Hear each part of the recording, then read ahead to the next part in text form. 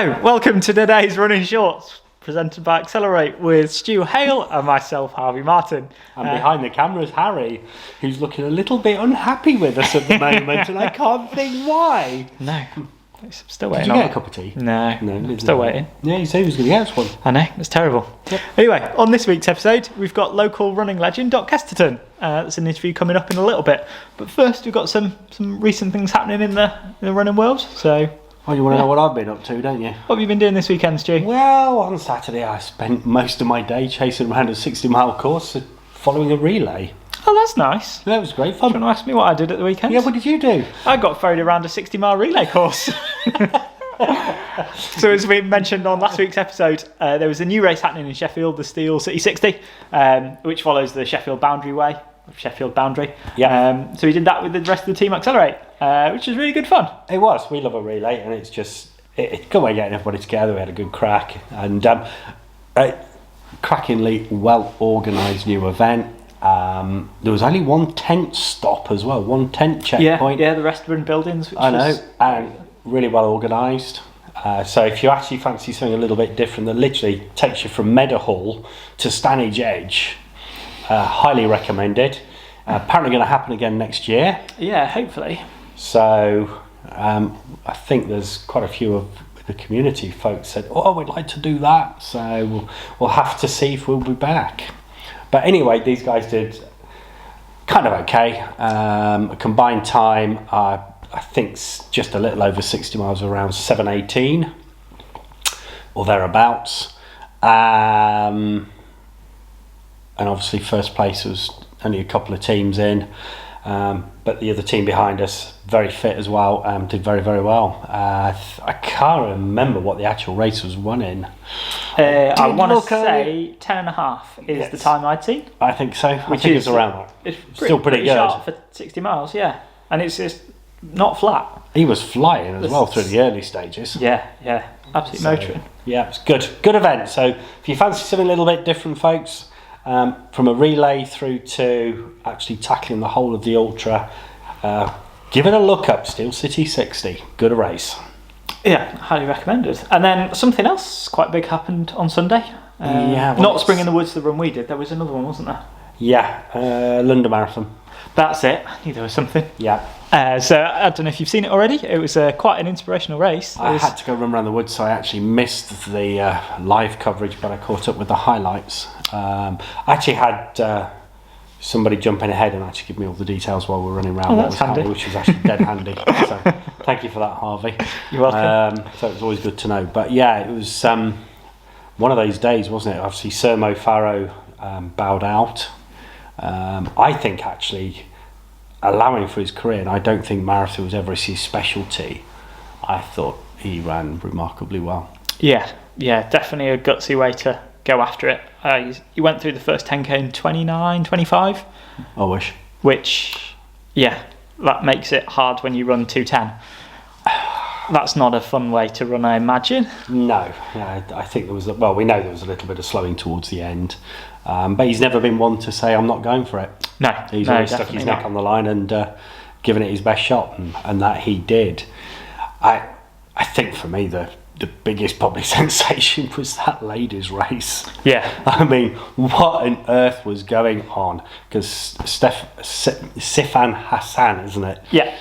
What on earth was going on with her leg and hip flexors or something or other, and I think she stopped 2 or 3 times, and when she went for, I think it was the final drink stop, and she realised she was on the wrong side of the road and just darted across, grabbed a drink and just jumped back straight in on the back of the pack. Then offered it around just to flex that she was all right. Just hey, I'm on good form here, ladies, and and then obviously I think the only way to beat her is you've got to run it out of her legs, probably with the last 10k. But they did slow a little bit, didn't they, over the latter stages? Yeah, kind of. She caught the group and was slowing. And then with a mile to go, your money's going to be on her, isn't it? Yeah. With her 1500 pedigree.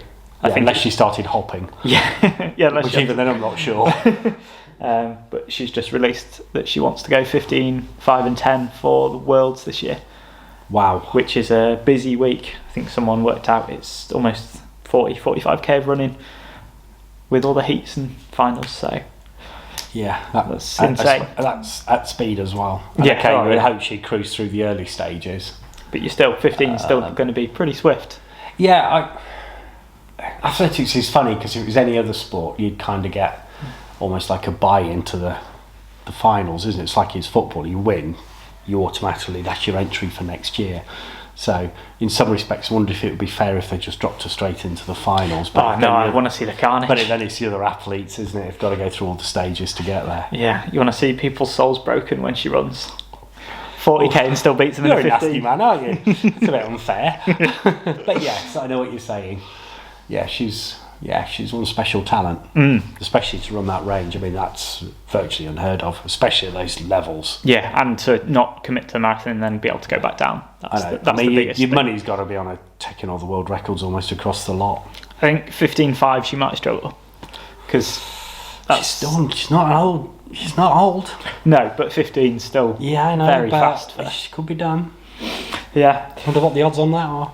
yeah, slim, but Yeah, anyway, she's certainly slim. she ran 2:18.33, so just outside the course record for London, which I think they only lost in the last couple of miles. Alamu Pegarutu was second in 2:18.37, and then Perez Chipchirchir was third in 2:18.38.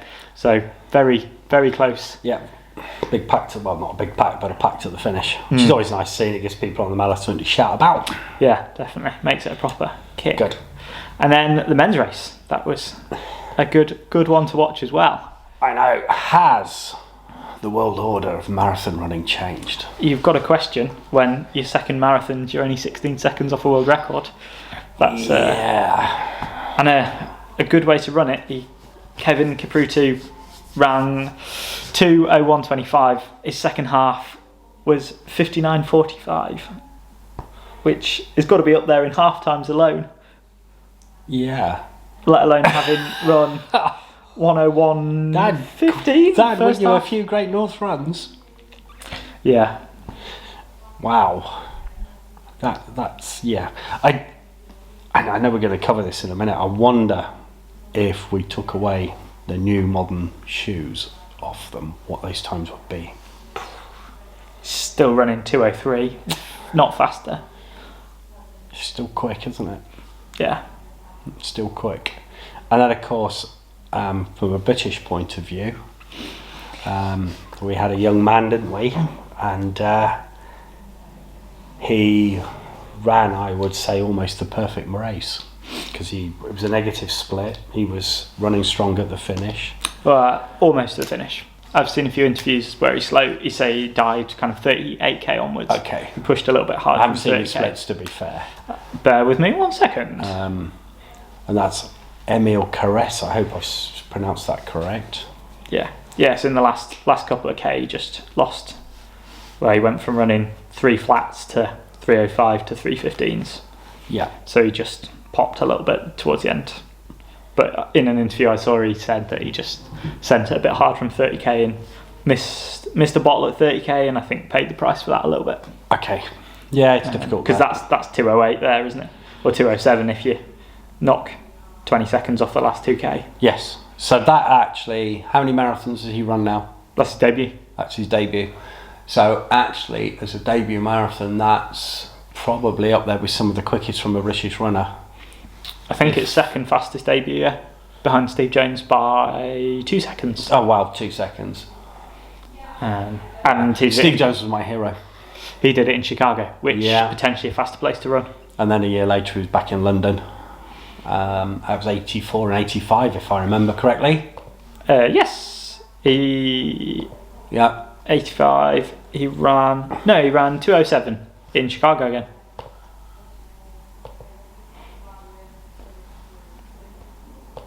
Yeah, no, his Steve Jones' best times are from Chicago. Okay. Yeah, because that was a world record at the time. And I can remember reading about that at the time. And he went into the final week feeling pretty rubbish by all accounts. And it took him till about the Thursday just to get the legs shaken out. Yeah. And then away he went. Out of interest, do you know what his 10k times would compare to Emil? Have you got that information? If you can or have I keep- just caught you out? if you can keep If I can keep chatting. rabbiting. while Harvey just checks that information out, I tell you what is interesting. So Steve Jones would have worn a pair of shoes that you can now buy and actually wear with your jeans. So what we would call a classic trainer. I think he ran Chicago. He ran in a shoe called the Reebok London, which was I think it was a cut EVA midsole. Those of you familiar with Walsh shoes will know what I mean when I say that. And I'm pretty certain they were what we call board lasted, and the board ran down the length of the shoe as to provide stability. And then he ran London with a pair of shoes called the Paris, which was a move on in technology. They had a blown rubber outsole. Crikey, I am really thinking this, and I'm fairly certain they were a combination lasted shoe. So the back of the shoe had a board, and then the front of the shoe was basically a slipper. And I'm guessing the midsole depth would probably only have been about 15? 10, 12 mil at the front, 15 at the back. With a midsole material that compared to modern stuff is just like a world apart, a whole world apart. So what would have happened if we'd have given Steve Jones a pair of carbon super shoes? My money's he'd have taken them off and hated them. Hey, I wonder if he's ever running a pair. No idea. Because he basically retired after all of this to run in the States on, because they have a very strong masters scene, and he absolutely cleaned up. Yeah, he just phenomenal in his later years. I still say that I'm just going to put it out there. I still, because of the changes in technology, for me, I still think he's probably the best marathon runner Britain's ever had. There's one to debate. I don't think he's running 2:05. I don't know. You can't compare them, can you? It's anyway, so difficult. But I'm just saying, if they're saying that the shoes can be worth anywhere up to 5 minutes over the marathon, and also, he was one of the strongest runners I've ever seen. Just that man was just all guts. He did not know when to quit, and I think for many a runner back in the 80s, he was a bit of a hero. Yeah, but actually met him at London Marathon in the 90s. Anyway, I've got 10k times for all of them. So Steve ran 27:39, Emil's ran 27:34. Wow, so close. So close. And then 10 miles time, Emil's ran almost a minute faster. Interesting. But they did set up the podium a few weeks ago for him. Right. But still, a minute over 10 miles is a lot. Yeah, you see, back in the 80s, when none of that, you just raced. But where can you race 10 miles these days? You can't. It's 5 miles and 10 miles is old school. It's old money. Yeah. And obviously, as we got into the 90s, that just started to disappear to 5k, 10k, even on the road. Yeah. Which is a shame, because if you've never raced 5 or 10 miles, they're interesting distances. But when we started having to race 10k's, we always just think, this is weird. And horrible distance, 10k. Can I have 5 miles back, please? But even so, it's an interesting comparison. And and like you say, how do you compare it? Because there's no right, there's no wrong, is there? Yeah. But I'm going to stand by. I still think Steve Jones has probably just got it right now. But Emil, yeah. Well, where's he going to be in 5 years? Who knows? Valencia this autumn, so he could we'll see what he does. Absolutely flying and doing something completely different and just smashing it out of the park. Don't know. Let's hope so. Let's really get British runners back on the marathon map. Yeah, that'd be amazing. Anyway, that takes us nicely on to an interview we've got with Doc coming up. It is, and what I'm going to do is I'm just going to shoot away and with the magic of editing. Yeah. Huzzah! We did it last Friday actually, so Harvey will reappear in a different top. Perfect. Hello, welcome to today's interview with Running Shorts. We've got Sheffield local legend Doc Kesterton. She's done some pretty amazing things in the last few years, kind of having only really got into running at a slightly later age. So Doc, if you want to introduce yourself a little bit about how you got into running and probably what you've achieved in the last few years. Okay. I had no intention of getting into running, none at all. I retired from a long career in teaching and training, and my dream was to walk a bit, garden a bit, read a bit, talk with friends a little bit more, and running did not come onto that list at all. But I got into running because of a challenge from a friend who said, why don't you have a go at a 10k? So I said, well, I'm not very interested. But she was very persistent and persuaded me to go down to the woods in my very ancient kit and ancient trainers and have a go. I had a go. It was extremely painful, hurt a lot, lungs absolutely bursting, needing to be sick all the time, and eventually running backwards, she said, what shall we do now? And I panted, I want to go home and lie down. And once that challenge was in place, I was then obliged, really. The challenge was for a 10k, and she gave me 8 months. So not too mean challenge, wasn't it? Not a bad if it had been 2 weeks, it would have been out of the question because I wasn't a runner.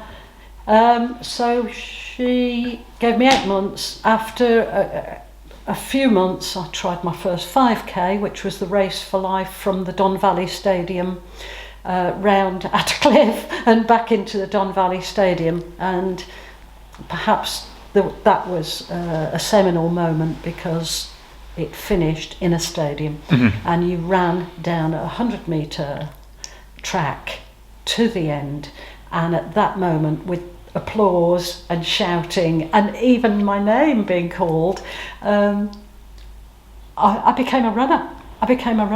From a non-runner. Yeah, I got the bug. Had you ran much? Sorry to interrupt. Have you ran much before that point, or was it still quite a new? No, but I was new to it. Can I do 5k, and can I do it inside 40 minutes? I think was the question to myself, and I could. I did it in about 38 minutes. So that boded well then for the 10k in 6 months' time. Plenty of training time, lots of support from friends, and the first Percy Put I think was 2009, and the target was 1 hour. 1 hour, and I pipped in just short of 1 hour, probably around 58 minutes. Utterly delighted. I'd achieved what I had been challenged to achieve, and I'd achieved it in a time that I thought was very reasonable for an older person. I wouldn't have called myself an athlete at that point.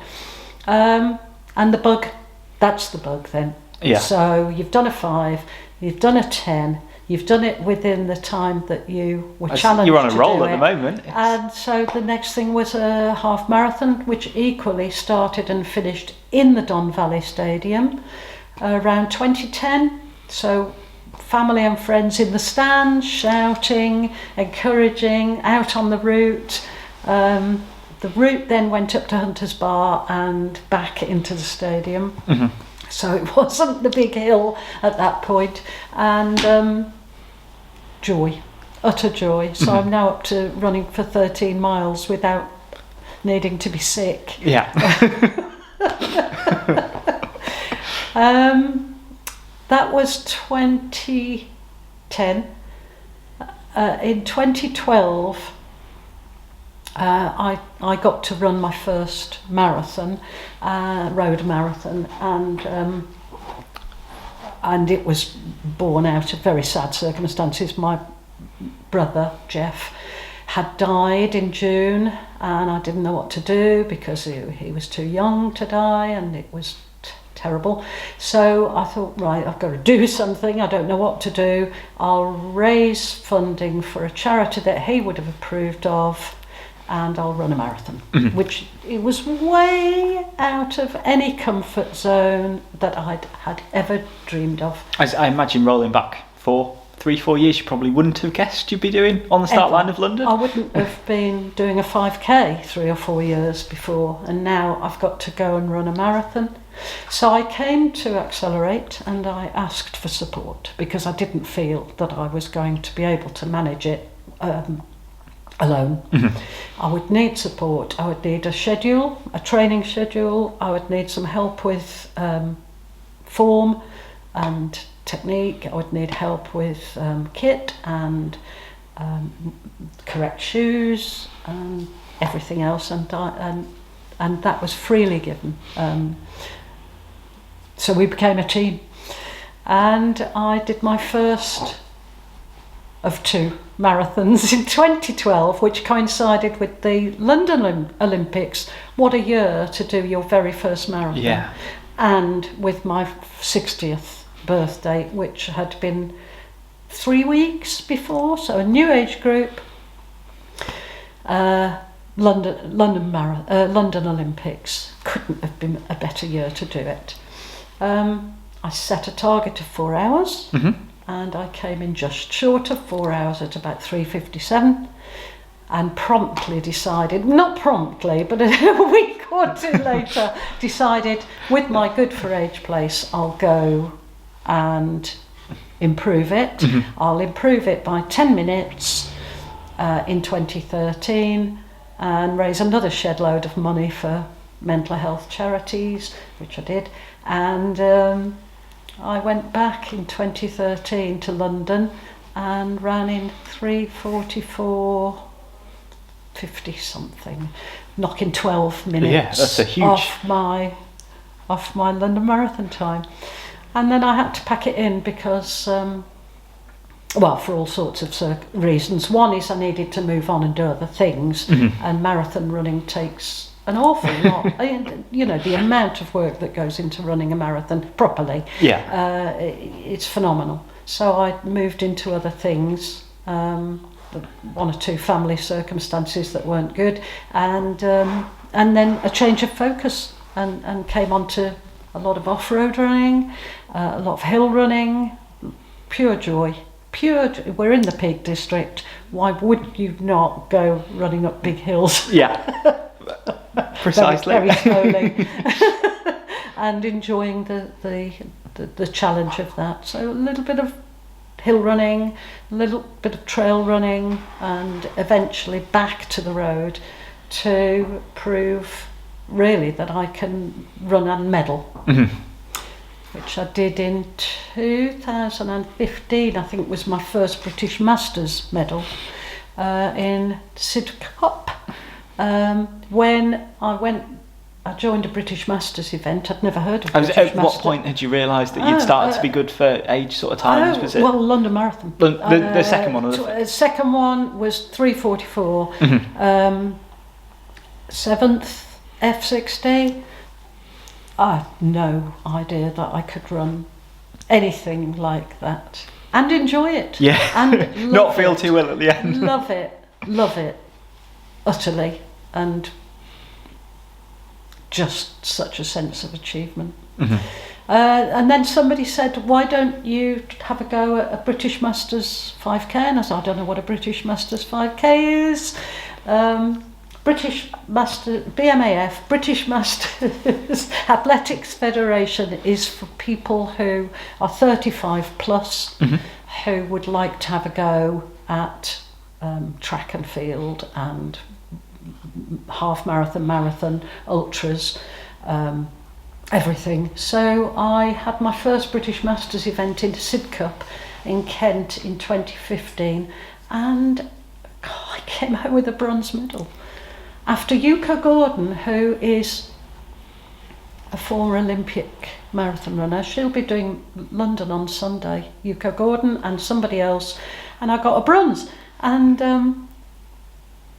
the official said, which club are you in? I said, I haven't got a club. And he said, well, you'd better join one then. So I then had to join a club in order to pursue my career with British Masters, and it's really gone from there. It's gone from there, so I'm now running and having a lot of fun. Yeah, and you've achieved 1 or 2 things since then, haven't you? Yeah. Kind of highlights of that, would you say? Highlights are going to the European Championships in 2019 in Italy, and running cross country and a 10k road. Yeah. It's a track and field event, and I'm not a track and field runner. So I chose the 2 off events that were out of the stadium, which were a 10k road and a cross country, and was astounded to come home, I think, with 3 silver medals. We've got some bling on the table if you want to show it to people. This is my first ever international medal, and that was silver in Venice in cross country against the Swede, who was amazing, and 1 second ahead of the German. I think there's a photograph. A very of that close somewhere. finish. 1 second ahead of the German who got the bronze, and we've sparred since with great joy. It's quite nice to have that Great joy. rivalry. It's wonderful rivalry, and so much friendship. And having done that, I then had a taste for, well, if I can do a European, Got the European scene dialed. Medal. By the way, I got 3 silvers there. It was cross-country individual, cross-country team, and 10k road against the same Swede. I then thought, well, you just move on. I've got to go to the Worlds. The Worlds were going to be in Toronto in 2020, and then something happened in 2020 that meant we couldn't go to the A little Worlds. cold going round. It's A little virus. So, luckily for me, that was then transferred to Finland, which was a bit more achievable for me in 2022, and I had just gone into a new age group. all quite So well timing, it really. all conspired in my favour. Finland, 2022, 10k road and cross country. So I went to the Worlds with my first GB kit, and Quite a special moment just to be there. very, and meeting athletes from Britain, all over Britain, that are just amazing track and field and road and cross country runners, and finding out more about them. Quite a few 1970s Olympians. So I've met Ian Thompson, for example, who's such a lovely bloke. I've got photographs of him running in string vests when he was a young man. So meeting people that were Olympians 30, 40 years ago, and they're still running. They're still doing their stuff, and I'm coming in and having a go. So that was brilliant. So off I went to Tampere in 2022, aged just 70, to do a 10k road and cross country. Cross country was a disaster because the race started too slow, and I felt I had to sit on the tail of the leaders, and I got impatient. I think we've all been there at points. We've all been there. I got impatient. I thought, they're not running fast enough. I can do better than this. Took off and led the race in age group, led the race for 2 more laps. And in the last 30, 40 metres, everybody piled past me. And I was left for dead on the line. And I'd really made a big mistake. Big mistake. No medal. And feeling absolutely dreadful because I had run myself. I'd done everything I could to win something out of that, and I didn't get it. Then I had a week before an option for some redemption. I had a 10k road coming up, and I wasn't going to make the same mistake. So I was much more disciplined. And in the 10k road, which was a very dull course around a housing estate, I did choose to sit on the shoulders of the most amazing Irish athlete called Eileen Kenny. She was going to be a tough one to beat. Have you raced her before No, or anywhere? I've seen her. I've watched her. Yeah. Knew that it was going to be all on. She and I would spar it out. And so I sat on her shoulder and I let her take me for the first 5k.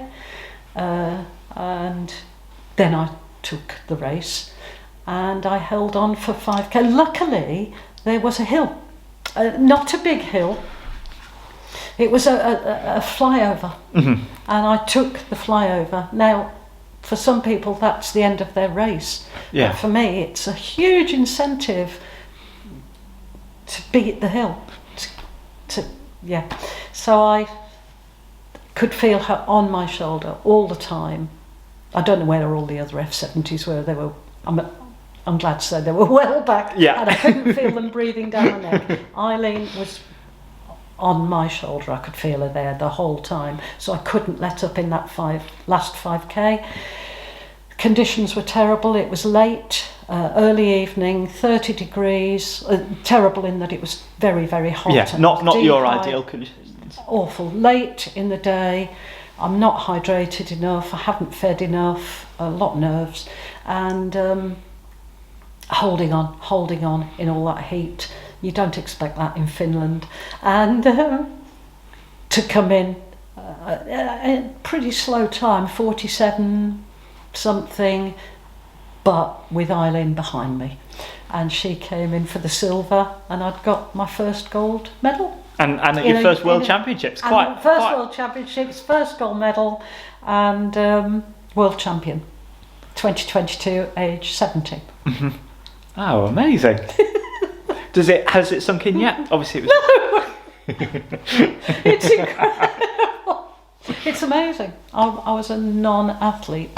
Yeah, I imagine if you'd said to the person who just ran through the woods and hated it, or felt like they were dying, that in a few years they'd be world champion. It's quite a surreal conversation to have. And it just shows that if you love what you do, and if you put the work in, and if you do all the diverse support stuff, the strength and conditioning, balance work, the core work, the recovery work, anything is possible. Mm-hmm. So that takes us nicely on to kind of what your training looks like now, and whether you've got any new challenges coming up. Right. Training is diverse, so I do a lot of core strength, again with the support of Accelerate and others. Core strength, mobilisation, strength and conditioning, recovery work, a lot of recovery work because I'm getting older, so proper rest, which I know is quite hard. Active recovery in terms of low heart rate work, level 1 sort of stuff. One good long run a week, slow, low heart rate, usually with hills in Sheffield. One really good speed session a week, very short, but really hard, just to turn those legs over and make sure you still can. And hill work when I'm lucky enough to get out into the Peak District and run up and down a couple of lovely hills. Ah, amazing. So a lot of off-road and on-road. Mm-hmm. And then a bit of cross-training as well? And a bit of cross-training, so I get the bike out and, just like being outside. It's like playtime. Playtime. Yeah. Retired and now you're a full-time athlete. Yes, I am. And grandma. Keeping your hands full. Which kind of...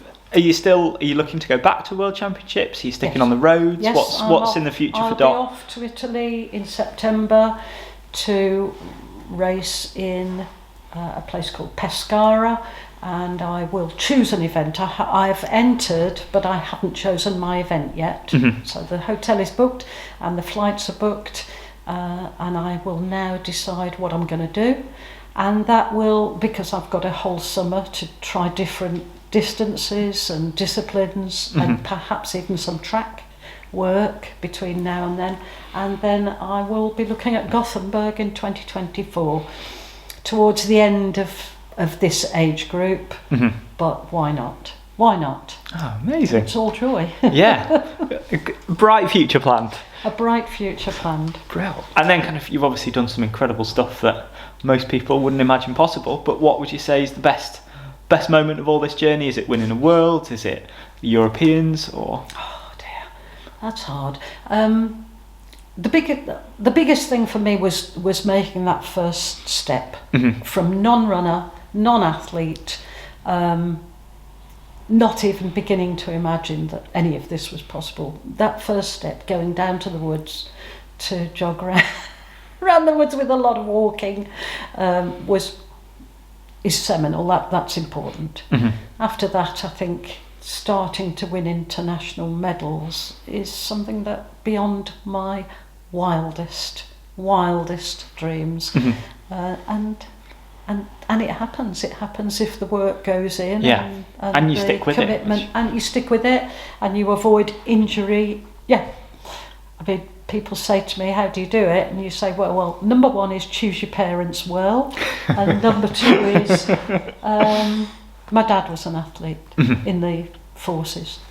Mum wasn't, and number two is I forgot." Number one is choose your parents well, and number two is stay injury free, which I haven't managed. I'm not sure anyone manages that truly, do they? But there's always a niggle. But you can't get to 70 and not have a niggle. I've got niggles, and I'm running with niggles. Just managing them, I imagine. And I would think everybody in Tampere, everybody who ran in my sort of age groups had issues around their joints. Yeah. So I wasn't the only one. Yeah. It's a pretty amazing journey you've had. If we finish with some quickfire questions. Yeah. So, favourite place to run? The woods. Round the woods. Round the woods. I love it. Favourite race distance?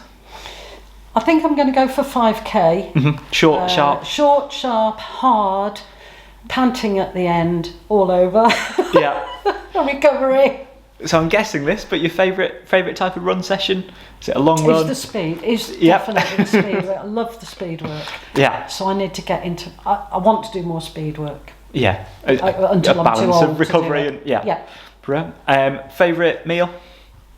I think I'm going to go for chips. Easy to get hold of everywhere. It's not bad. Chips. And then, everything. And then finally, any advice for someone who's wanting to get started at running but maybe not sure how to go about it? Talk to you. Get some friends. Have a little run down the park. Have a coffee. Have a chat. Repeat. Who knows? You might be world champion after that. That's how I did it. Yeah. Well, thank you very much for coming along, Dot. Unless you've got anything else you want to say. It's been a pleasure having you. Good luck in the future. Thank you. Brilliant. Well, that was a very interesting interview we just had with Dot. Hey, Stu. Dot's amazing. I can remember when Dot first came into the store, to be fair, because we did a lot of work at the time with Smiley Pacers, and that's how we met her through that. And I think it was Kate Morris actually helped set Smiley's up and also got Dot running. I think she was just recruiting anybody at the time, and boy did she recruit somebody in Dot, let's be honest. Yeah. And we're still going strong, and no sign of actually wanting to hang up those shoes. Definitely not, no. So so an inspiration, I think, to everybody. And I know we keep talking about the local scene, but actually I think she's in Masters circle, bit of a heroine, actually wider afield than in other countries as well. And I'm sure they speak highly of her as she does her competitors from other parts of the world. So if you could keep it going for a start, because we love watching what you're up to. It's great. Absolutely. Yeah. So anyway, that brings us neatly to a close.